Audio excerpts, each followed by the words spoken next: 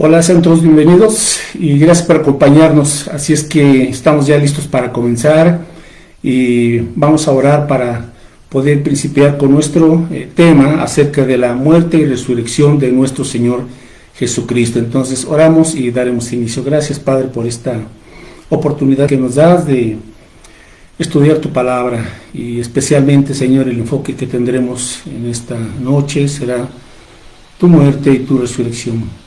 Permítenos aprender y también poder aplicar, Señor, la suficiencia de tu muerte y resurrección como algo básico y fundamental para la transformación de nuestras vidas.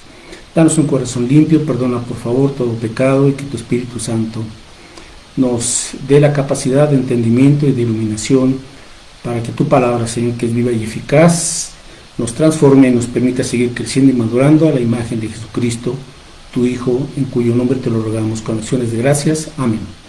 Bueno, pues les invito para que abran por favor ahí en sus Biblias, en el Evangelio de Lucas, capítulo 22. Y hoy pues se celebra en el mundo lo que se conoce como la Semana Santa. Entonces pues vamos a nosotros a estudiar pues de manera general, porque este es un tema sumamente profundo y hay mucho que estudiar al respecto. Pero vamos a tomar solamente algunos aspectos en cuanto a la muerte y la resurrección. La importancia que tienen estos eventos, pero también la importancia en que el creyente, ¿verdad?, sepa cómo identificarse, cómo creer y cómo aplicar estas dos grandes verdades de la muerte y la resurrección de nuestro amado Salvador. Entonces, vamos a ver un pasaje breve que está en Lucas 22, versos del 40 al 46, en donde está el Señor Jesús con sus discípulos. Él está a punto ya de ir a la cruz del Calvario y está en el huerto del Getsemaní. Lucas 22, versos del 40 al 46, dice de la siguiente manera: cuando Jesús, ¿verdad?, llegó a aquel lugar, les dijo: orad que no entréis en tentación. Y él se apartó de ellos a distancia como de un tiro de piedra, y puesto de rodillas, oró, diciendo: Padre, si quieres, pasa de mí esta copa, pero no se haga mi voluntad sino la tuya. Y se le apareció un ángel del cielo para fortalecerle, y estando en agonía, oraba más intensamente, y era su sudor como grandes gotas de sangre que caían hasta la tierra. Cuando se levantó de la oración y vino a sus discípulos, los halló durmiendo a causa de la tristeza, y les dijo: ¿por qué dormís? Levantaos y orad para que no entréis en tentación. Bueno, entonces en esta ocasión aprendemos varios aspectos. Número uno, la obediencia, siempre la obediencia de Jesús a la voluntad del Padre. Quizás este fue el momento más, o uno de los momentos más críticos en la vida del Señor Jesucristo. Estaba de por medio también, podemos decir, pues la salvación de cada uno de nosotros, ya que dependía de la obediencia de Jesús en cuanto a ir a la cruz del Calvario y entregarse y dar su vida por nosotros y derramar su sangre a fin de poder cumplir con la justicia perfecta de Dios y ofrecernos el perdón, la limpieza y la salvación y la vida eterna. Entonces, en esta crisis, el Señor Jesús pues le enfrentó, y vamos a aprender algunas cosas. Bueno, número uno, él estaba orando, ¿verdad? Y cuando él estaba orando, obviamente él le dijo: Padre, si quieres, pasa de mí esta copa, pero no se haga mi voluntad sino la tuya. Ahora, ¿a qué copa se estaba refiriendo el Señor Jesucristo? Bueno, obviamente esa copa, por un lado, se refería a que él tenía que cargar con todo el pecado de toda la humanidad sobre sí cuando él estaba en la cruz del Calvario. Él tenía que tomar esa copa, pero también la copa hace referencia a ese momento en donde el Señor Jesús tuvo que estar separado de su comunión con el Padre, esa comunión eterna que él había tenido con Dios Padre. Así es que Jesús dijo: Señor, pero no como yo quiero, sino como tú quieres. Entonces, ¿qué vamos aprendiendo aquí del Señor Jesucristo? Bueno, la importancia de vencer en esas luchas intensas, luchas espirituales, en donde muchas veces está, por un lado, el enemigo de por medio atacándonos. A veces están las tentaciones, en otras ocasiones son tensiones, en fin, lo que tengamos que enfrentar, pero estas se vencen en primer lugar cuando tenemos nosotros pues un corazón dispuesto a hacer la voluntad de Dios, ¿verdad? Es decir, ¿voy a hacer mi voluntad o voy a hacer la voluntad de Dios? En eso podemos resumir la decisión de cada creyente que tiene que tomar a diario en los diferentes aspectos de la vida, pero sobre todo cuando está enfrentando estas cuestiones tan críticas, ¿verdad? Ahora, el Señor Jesús entonces pudo decir, Señor, mas no como yo quiero. Siempre Jesús hizo la voluntad perfecta del Padre. Ahora nos dice aquí que el Señor se puso de rodillas y Él oró y oraba más intensamente, ¿verdad? O sea, tal era la situación que estaba atravesando. Dice aquí, estando en agonía, oraba más intensamente, y era su sudor como grandes gotas de sangre que caían hasta la tierra. Así es que otro aspecto también muy importante de Jesús, pues no solamente la disposición de obedecer al Señor, sino que esa disposición también la manifestó estando de rodillas en oración. Se hacía más intensa esa angustia que él estaba atravesando. Así es que Hebreos, busque por favor en Hebreos capítulo 2, la carta a los Hebreos capítulo 2, versículos 7 y 8, en donde aquí se nos abre un poco el panorama de lo que estaba atravesando el Señor Jesucristo. Y qué importante es entender también, mis hermanos, que la vida, pues tenemos que llevar los aspectos, los distintos asuntos en oración a Dios. Ahora, ¿para qué? Bueno, pues para que se haga la voluntad del Padre, ¿verdad? Y en este caso en Hebreos 2, en los versículos, permítanme tantito, estamos en los versículos 7 y 8. A ver, Hebreos capítulo 2.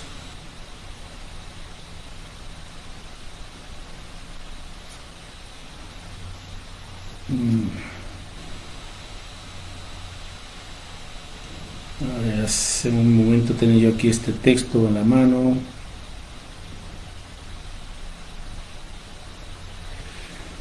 A ver, dice el verso 8, todos los sujetaste bajo sus pies, porque en cuanto le sujetó todas las cosas, nada dejó que no sea sujeto a él, pero todavía no vemos que todas las cosas le sean sujetas. Bueno, versículo 9, pero vemos a aquel que fue hecho un poco menos que los ángeles, a Jesús, está hablando obviamente de su humanidad, coronado de gloria y honra a causa del padecimiento de la muerte, para que por la gracia de Dios gustase la muerte por todos nosotros, porque convenía a aquel por cuya causa son todas las cosas, y porque todas las cosas subsisten, que habiendo de llevar muchos hijos a la gloria, perfeccionase por aflicciones al autor de la salvación de ellos. Bueno, entonces el Señor Jesucristo tuvo que aprender a través de la oración, de esa intensa oración, a ser obediente también a la voluntad del Padre. Así es que, a fin de cuentas, la oración siempre nos tiene que llevar a una obediencia al Señor en todos los aspectos. Y también con esa actitud sacrificial que Él tuvo que pagar, que fue beber esa copa, ¿verdad? Al ir a la cruz del Calvario, una actitud sacrificial. Así es que yo creo que muchas veces en este cristianismo moderno, mis hermanos, no hemos querido también enseñar o pagar el precio cada uno de nosotros. Queremos a veces solamente las bendiciones del Señor, queremos el poder del Señor, queremos muchas cosas de parte de Dios, pero muchas veces no estamos dispuestos a tener esa actitud sacrificial, ¿verdad? Es decir, tomar nuestra cruz. Nos corresponde tomar nuestra cruz cada día. El Señor Jesús tuvo que tomar Él su propia cruz. Y si Él aprendió obediencia, ¿verdad?, a través de estas situaciones, bueno, pues con cuánta mayor razón nosotros, que en nuestra humanidad tenemos tantísimas debilidades y pecados todavía, pues tenemos que aprender esta actitud tan importante es: estoy dispuesto a sacrificar lo que sea por Cristo y por su causa. Entonces, primer punto, la obediencia de Jesús en el huerto del Getsemaní. Bueno, en segundo lugar, Jesús fue nuestro sustituto. Él tomó nuestro lugar en la cruz y Él sufrió por nosotros lo que merecíamos debido a nuestro pecado. Busca ahora, por favor, en el libro de Isaías, en el Antiguo Testamento, Isaías capítulo 53, versículos del 3 al 6. Isaías 53, versículos del 3 al 6. Bueno, en esta profecía de parte del profeta Isaías se refiere obviamente al Señor Jesucristo. Isaías 53, versos del 3 al 6, dice: despreciado y desechado entre los hombres, varón de dolores, experimentado en quebranto, y como que escondimos de él el rostro, fue menospreciado y no lo estimamos. Ciertamente llevó él nuestras enfermedades y sufrió nuestros dolores, y nosotros le tuvimos por azotado, por herido de Dios y abatido. Mas él herido fue por nuestras rebeliones, molido por nuestros pecados. El castigo de nuestra paz fue sobre él, y por su llaga fuimos nosotros curados. Todos nosotros nos descargamos como ovejas, cada cual se apartó por su camino, mas Jehová cargó en él el pecado de todos nosotros. Así es que llevó el pecado de todos nosotros.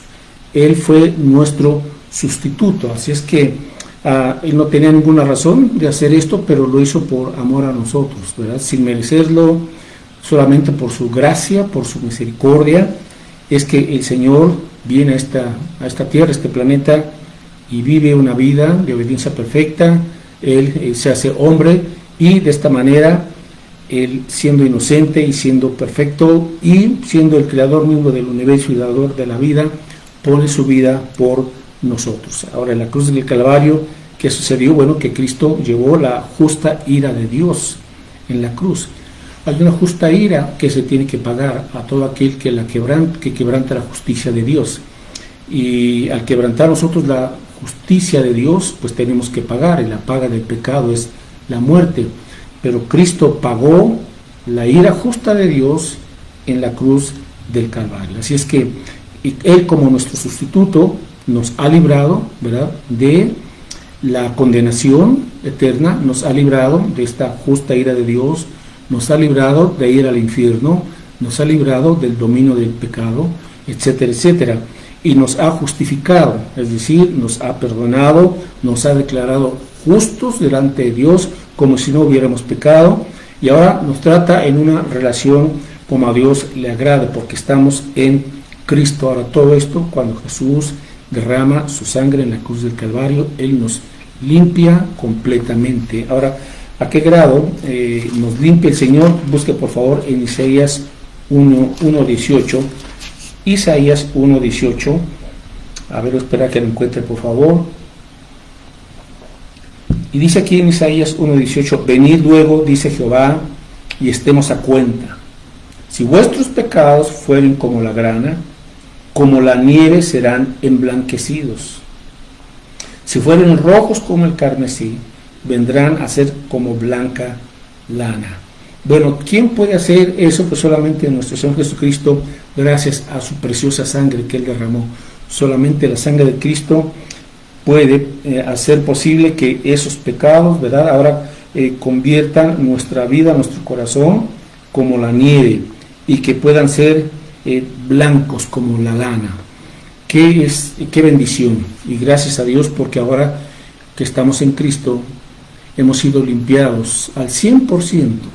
No hay pecado, no hay maldad, no hay cosa oculta o vergonzosa que hayamos cometido en nuestro pecado que no haya sido traída a la cruz del Calvario y lavada en la sangre del Cordero. Y es el Cordero de Dios que quita el pecado del mundo, lo que ahora a nosotros nos permite caminar delante del Señor haciendo su voluntad. Así es que gracias a Dios, porque Jesús fue nuestro sustituto, quien tomó nuestro lugar y sufrió lo que nosotros merecíamos. Bueno, ¿qué más hizo Jesús en la cruz del Calvario? Algo muy importante también, muy especial. Busque por favor ahora en Marcos, el Evangelio de Marcos, capítulo 15. Marcos 15, verso 37. Marcos 15, 37. Vemos aquí en este pasaje que cuando Jesús entrega el Espíritu al Padre, cuando Él muere, ¿verdad?, Él pone su vida, dice Marcos 15, 37, mas Jesús, dando una gran voz, expiró. Entonces el velo del templo se rasgó en dos, de arriba a abajo. ¿Qué sucedió? Bueno, varias cosas sucedieron ahí, milagrosas, ¿verdad?, obviamente, pero ahorita solamente nos vamos a enfocar en ese aspecto de que el velo del templo se rasgó en dos, de arriba a abajo. Recuerde que los judíos tenían el templo como casa de Dios y estaba dividido en lo que era el lugar santísimo y antes del lugar santísimo estaba lo que era el velo, que era como una cortina, como unos 10 centímetros más o menos de espesor. Nadie podía entrar al lugar santísimo excepto el sumo sacerdote en el día de la expiación una vez al año. Después estaba el lugar santo, ¿verdad?, en donde estaba el candelabro, los panes de la proposición, etcétera, y después estaba también el atrio. Bueno, dice que se rasgó el velo en dos. Ahora, ¿por qué estaba ese velo? Porque eso impedía que cualquier persona pudiera pasar. Nadie, excepto el sumo sacerdote, podía entrar en donde estaba el arca del pacto, ¿verdad?, y la presencia, la gloria de Dios. Cuando Jesús muere, dice entonces que aquí sucedió algo importante. El velo del templo se rasgó y dice que fue de arriba para abajo. ¿Qué significaba esto? ¿Qué simbolismo y qué hecho real sucedió? Hebreos capítulo 10 nos dice lo que pasó. Hebreos capítulo 10, el significado de que el velo esté rasgado. Hebreos 10, versos del 19 al 25, dice aquí que Hebreos 10 del 19 al 25, así que hermanos, teniendo libertad para entrar en el lugar santísimo, o sea, teniendo libertad para entrar en el lugar santísimo por la sangre de Jesucristo, o sea, ahora podemos acercarnos a la misma presencia de Dios Padre, no por nuestras obras, no por nuestros méritos, no por nuestras súplicas o lo que sea, no, sino por la sangre del Cordero, por la sangre de Jesucristo. No es por actos religiosos, no es por ceremonias o rituales religiosos, no. Solamente hay un medio de poder entrar ahora con libertad al lugar santísimo, es decir, a la misma presencia del Señor, y es por la sangre de Jesucristo. Verso 20 dice: por el camino nuevo y vivo que Él nos abrió, ¿verdad?, que Cristo, a través del velo, esto es, de su carne. Entonces, cuando Jesucristo muere en la cruz del Calvario, por decir así, su cuerpo era como ese velo que fue traspasado, y hace posible entonces que ahora quien venga a través de Cristo y de su sangre preciosa en arrepentimiento y fe, ahora puede acercarse en un camino nuevo y vivo, ¿verdad? Verso 21, y teniendo un gran sacerdote sobre la casa de Dios. Ahora, ¿quién es este gran sumo sacerdote? Jesucristo. Solamente a Él se le puede llamar como el gran sumo sacerdote, el único vicario de Cristo. Cualquier persona que se adjudique este título es un falso maestro. Punto, ¿verdad? Verso 22, entonces, en vista de que el velo se rasgó y ahora tenemos libertad para acercarnos al Padre, dice el versículo 22, acerquémonos con un corazón sincero, en plena certidumbre de fe, purificado los corazones de mala conciencia y lavado los cuerpos con agua pura. Bueno, entonces mantengamos firme, sin fluctuar, la profesión de nuestra esperanza, porque fiel es Dios. Así es que, ¿qué más hizo Jesús en la cruz del Calvario?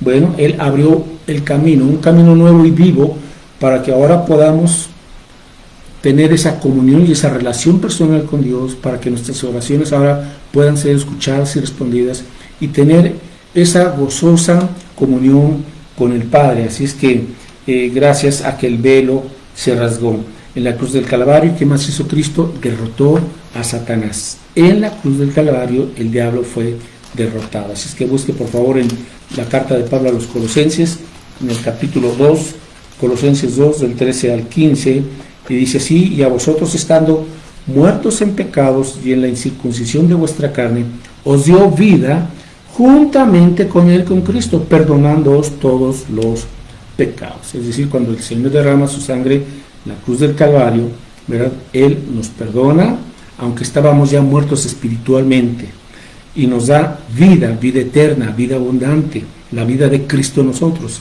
Verso 14, anulando el acta de los decretos que había contra nosotros, que nos era contraria, quitándola en medio y clavándola en la cruz.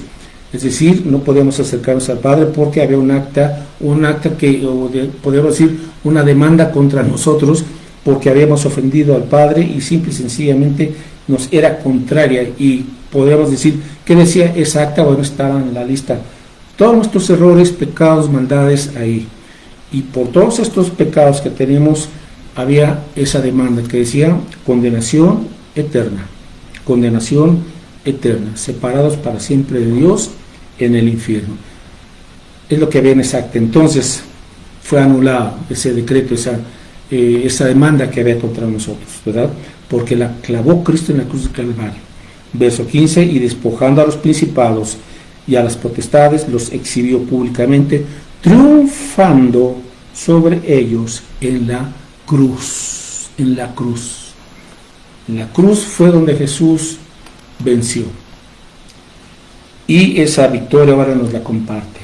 También Jesús mencionó sus últimas palabras, bueno, de las últimas 7 palabras, Juan 19:30, cuando él dice consumado es, ¿verdad? Y esta expresión pues nos da a entender que la obra de salvación fue completamente pagada, completamente realizada, completamente dada por gracia a nosotros en virtud de la obra de Cristo Jesús. Juan 19:30 entonces dice, cuando Jesús hubo tomado el vinagre, dijo, consumado es, y habiendo inclinado la cabeza, entregó el Espíritu. No podemos agregarle nada a la obra perfecta de Cristo. No podemos colaborar con algo para que Dios nos dé perdón o aceptación o salvación. O ya todo eso lo hizo Cristo y de manera perfecta. Nosotros lo único que tenemos que hacer es acercarnos a Él y recibir por fe el regalo de la salvación. Consumado es una salvación eterna. Por eso la salvación no se puede perder, porque la parte de esta expresión de consumado significa tienes ya la vida eterna y nadie te la puede quitar. Bueno, y vamos ahora al otro aspecto, a la suficiencia de la resurrección de Cristo Jesús. Busque por favor Mateo 28, estos 2 aspectos. Con la cruz de Cristo nos identificamos en su muerte, es decir, cuando Cristo murió, nosotros morimos al pecado, o sea, el pecado ya fue pagado, pero también el pecado ya perdió su dominio sobre nosotros, éramos esclavos del pecado, pero gracias a la muerte de Cristo se hizo efectiva sobre nosotros esa bendición de ya no estar como esclavos al pecado, ya no somos siervos del pecado, ahora somos siervos a la justicia de Cristo. Y hablemos de la resurrección. Mateo 28 nos dice aquí que, verso 1, pasado el día de reposo, o sea el sábado, al amanecer del primer día de la semana, el domingo, vinieron María Magdalena y la otra María a ver el sepulcro, y hubo un gran terremoto, porque un ángel del Señor descendiendo del cielo y llegando removió la piedra y se sentó sobre ella. Su aspecto era como un relámpago y su vestido blanco como la nieve, y de miedo de él los guardas temblaron y se quedaron como muertos. Mas el ángel respondiendo dijo a las mujeres, no temáis vosotras, porque yo sé que buscáis a Jesús, el que fue crucificado. No está aquí, pues ha resucitado, como dijo. Venid, ved el lugar donde fue puesto el Señor, e id pronto y decid a sus discípulos que ha resucitado de los muertos. Bueno, entonces, al tercer día, después de haber muerto Cristo Jesús, Él resucita el primer día de la semana, que es el domingo. Por eso los creyentes nos reunimos cada primer día de la semana para celebrar, para bendecir, para darle gracias al Señor y afirmar nuestra confianza en Él, porque creemos en un Cristo vivo, no en un Cristo que quedó encerrado en la tumba. Creemos ni tampoco en un Cristo que quedó colgado en la cruz del Calvario. Él estuvo 6 horas más o menos crucificado en la cruz del Calvario, luego de haber muerto, fue sepultado y al tercer día resucitó, lo que significa que adoramos a un Cristo vivo, que no está encerrado en un lugar, ¿verdad? Él está vivo ahora. Y su resurrección nos permite ahora entender que estamos teniendo comunión con el Dios vivo. Ahora, ¿qué demuestra la resurrección? Bueno, demuestra por un lado que Él es el Hijo de Dios, ¿verdad? ¿Por qué? Porque eso significa que Cristo, que el Padre aceptó su sacrificio, que el Padre aceptó lo que Él realizó en la crucifixión, ¿verdad? Y que Él es el único que pudo vencer la muerte y el único que pudo ofrecerle al Padre una vida perfecta, Entonces, la resurrección demuestra varias cosas. Número uno, que Él es el Hijo de Dios. Perfecto. Dos, la resurrección nos asegura nuestra resurrección futura cuando muramos. Juan 14, 19. Ahora, ¿qué significa esto? Bueno, pues creemos en la resurrección, en que nosotros también un día, ¿verdad?, vamos a morir, o si el Señor viene antes en el arrebatamiento, seremos levantados, seremos transformados o resucitados. Dice Juan 14, 19, el Señor Jesucristo: todavía un poco y el mundo no me verá más, pero vosotros me veréis, porque yo vivo, vosotros también viviréis. Amén. Así es que el creyente tiene esta esperanza gloriosa de que cuando morimos, pues entendemos que no se acaba todo. La muerte es apenas un paso hacia la presencia de Dios, en donde podremos vivir ya para siempre con Él y verle cara a cara, adorarle y servirle por toda la eternidad. Así es que su resurrección asegura nuestra futura resurrección cuando muramos. Sí, nuestro cuerpo va a la tumba, pero el alma y el espíritu van a la presencia de Dios, a disfrutar de su paz, de su gozo, de su perdón, de su amor perfecto. Bien, la resurrección de Cristo es la seguridad de nuestra herencia futura. Ahora, ¿cómo se llama todo esto? Gracia, porque sin merecerlo, Dios nos ha preparado una herencia eterna. Busque Primera de Pedro, capítulo 1. Primera de Pedro, capítulo 1, verso 3. Primera de Pedro, capítulo 1, verso 3.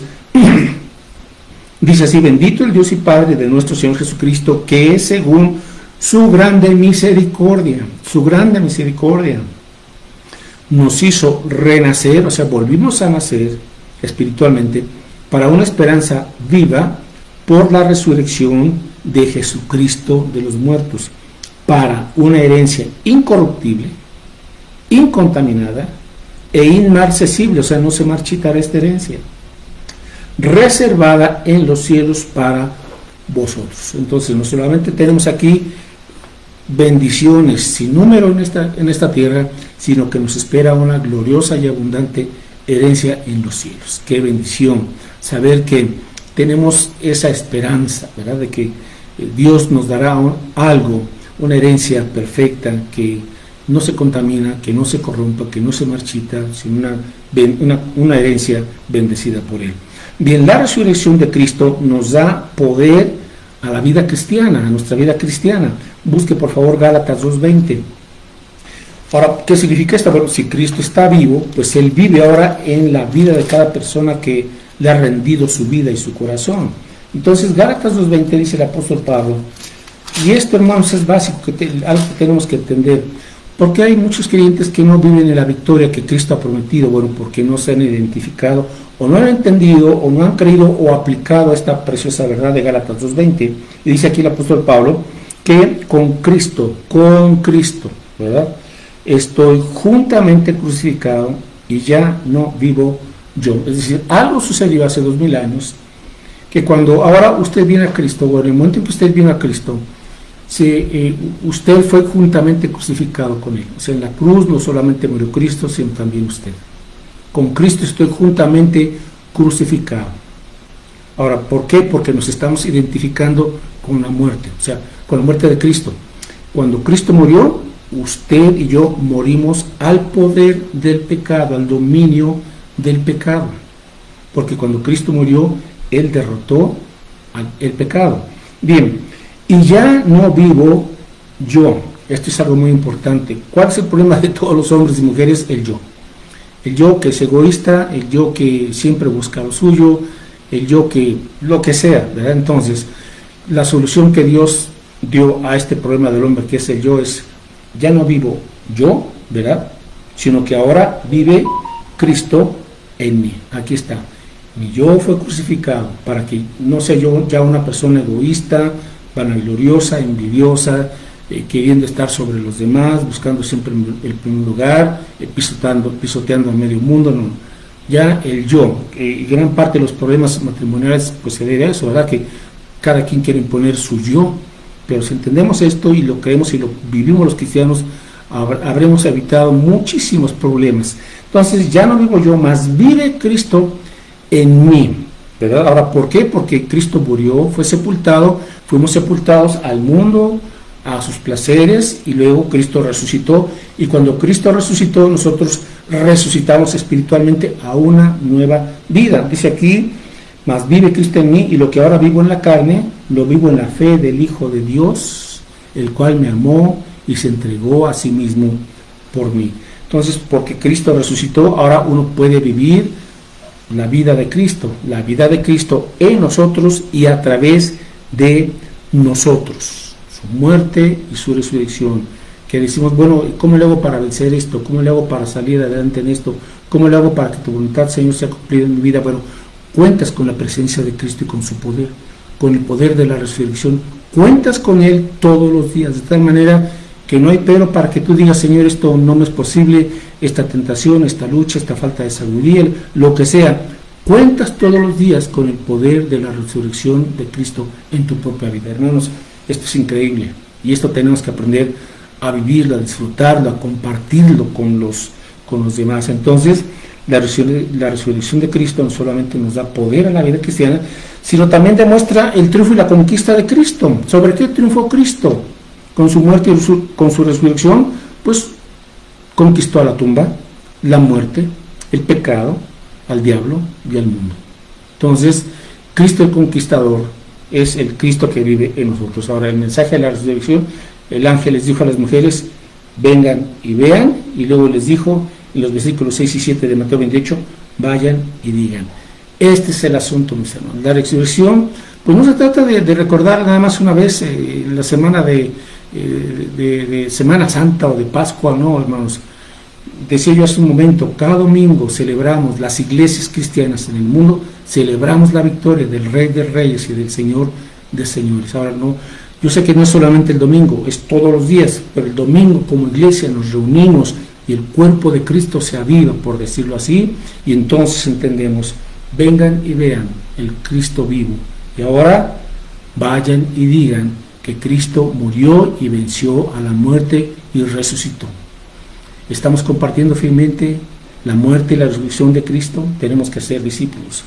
Bueno, pues la aplicación es que la siguiente: la gente quiere una religión fácil, la gente quiere una religión a conveniencia, pero no quiere la cruz de Cristo.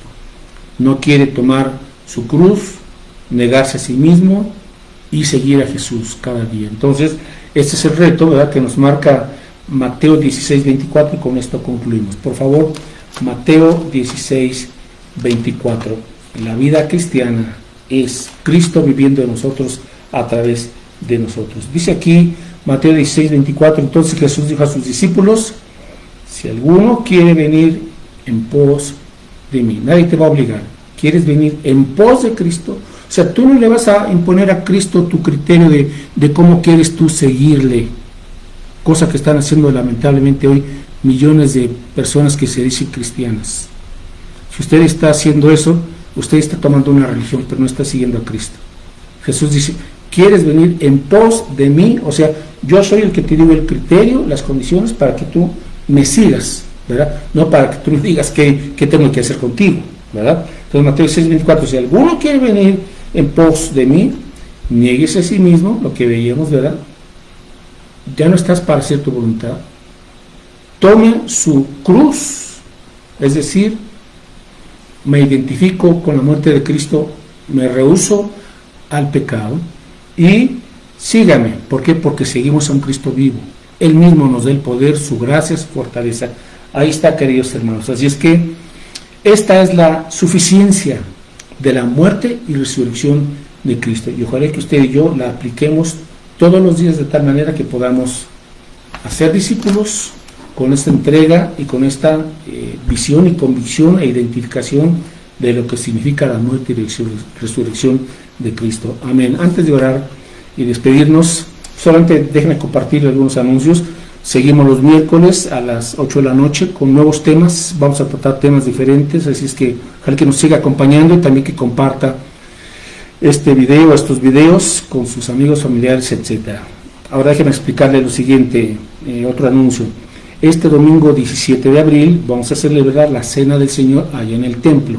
Nos reuniremos toda la iglesia a las 12 del día y tendremos el culto normal, pero la Cena del Señor. Ahora, hemos hecho un cambio en cuanto a la transmisión en línea, en el horario. Déjeme aclararle, todos los domingos seguiremos teniendo cultos presenciales, todos los domingos, Dios mediante. A las 12 del día igual, culto, alabanzas, oraciones, etcétera, mensaje, ofrenda, anuncios, etcétera. Pero solamente que ya no vamos a transmitir los cantos y todo esto en línea.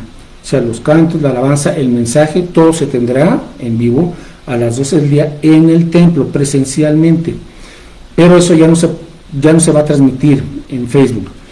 Comenzaremos la transmisión solamente del mensaje, de la predicación, a las 12:30 del día, a partir ya de este domingo. Entonces, aclaro, a partir de este domingo comenzamos a las 12, culto normal, presencial, alabanzas, etcétera, todo, mensaje, en fin. Pero para los hermanos que solamente se quedan en casa y están solamente viéndolo, solamente se transmitirá el mensaje, la pura predicación a las 12:30 del día.